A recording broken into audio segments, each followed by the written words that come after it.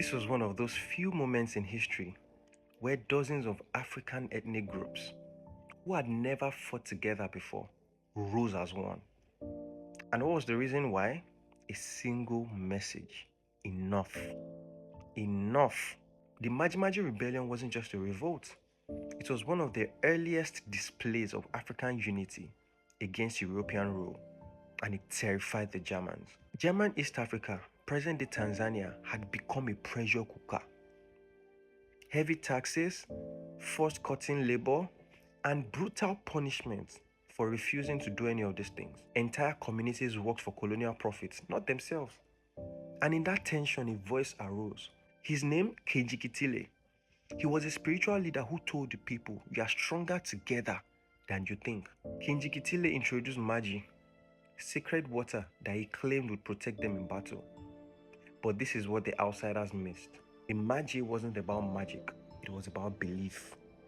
Belief that the Germans weren't invisible. Belief that unity could be more powerful than fear. And suddenly, Yao, Ngoni, Ngido, more than 20 ethnic groups began to rise. Villages that never shared a language shared a purpose. They swept through German stations, they destroyed plantations and reclaimed territories.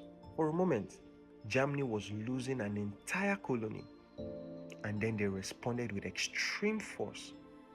Machine guns against spears, scorched earth tactics, burning farms, poisoning wells, destroying food, and the result was catastrophic. Over 250,000 Africans died. One of the deadliest anti-colonial uprisings in world history. But the Germans also learned something they refused to admit. African unity is powerful. And Africans today need to understand this. African unity is powerful. We may not be carrying guns now or throwing spears, but today, if we unite, we can unite on different fronts. When people set aside tribal, linguistic, and regional differences, colonial power becomes unstable. The Maji rebellion planted a seed, the idea that freedom required unity.